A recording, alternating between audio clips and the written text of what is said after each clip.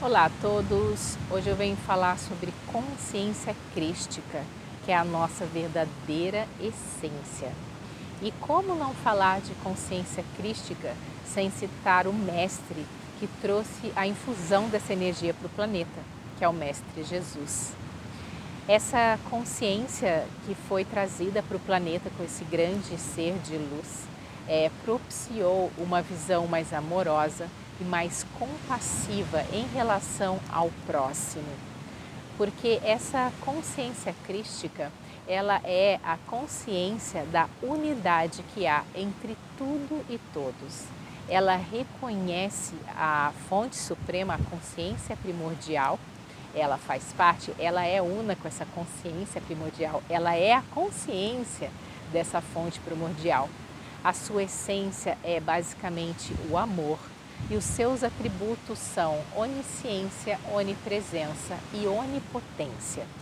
Então, quando nós nos conectamos, com essa consciência, quando nós acessamos essa consciência, nós então rompemos os grilhões da ilusão da separação e reconhecemos em nós essa força que tudo é e no outro essa força que tudo é, não diferente de quem eu sou. Então eu reconheço a plenitude, eu reconheço a unidade em tudo e em todos. E dessa maneira a consciência crística então estabelece uma ligação, um vínculo, um elo, uma conexão entre todos os seres, entre tudo que há. E nós então podemos perceber que todas as nossas ações irão de alguma maneira afetar a totalidade que eu sou enquanto onisciência, onipresença e onipotência, enquanto fazedora, fazendo parte dessa consciência que tudo é. Essa consciência crística, ela cria o universo com a sua essência amorosa e ela então se singulariza em zilhares de partes, para que essas partes possam experienciar a maestria dela própria em si. E essa parte, então, quando ela é criada, ela é submetida ao tempo, essas partes são submetidas ao tempo. E ao submeter-se ao tempo, porque tempo é sinônimo de forma, tem um começo, um meio e um fim. Ao submeter-se ao tempo, ela então é velada, ela se esquece de sua totalidade, justamente para que ela possa então acessar a sua própria maestria. E quando ela se submete ao tempo, então, é criado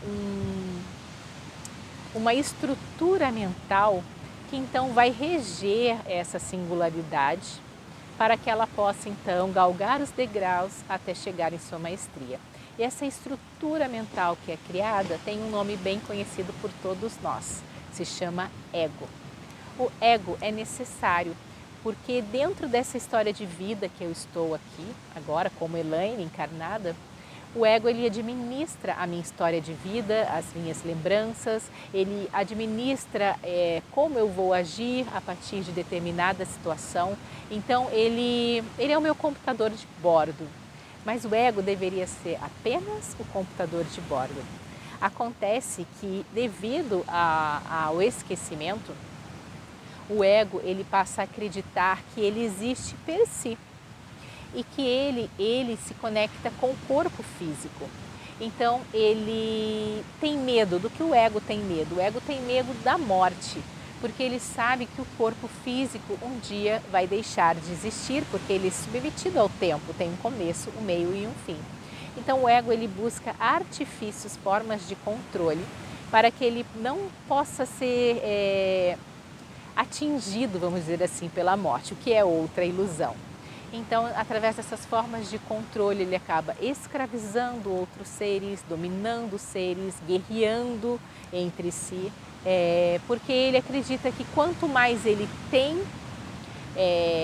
mais ele está protegido dessa morte. Então, ele busca ter cada vez mais, possuir cada vez mais autoridade, propriedades, porque é como se aquilo tudo fizesse parte, fosse uma extensão dele na Terra. Então assim ele vai se protegendo contra a morte. Isso é uma grandíssima ilusão. Então o ego, quando ele assume esse papel, ele acaba sendo um ego doente, E ele acaba então trazendo aí tantas guerras, né, que a gente em pleno 2024 a gente tem observado tantas guerras, e muitas delas em nome inclusive dessa consciência crística, né, o que é bizarro, o que é um absurdo, porque eu não posso falar de consciência crística sem estar falando de unidade. E quando eu guerreio com o outro porque eu acredito que o outro ele é diferente de mim e ele não está dentro da consciência que eu sou, isso é um absurdo, é um equívoco, porque quem eu sou é onisciente, onipresente, onipotente.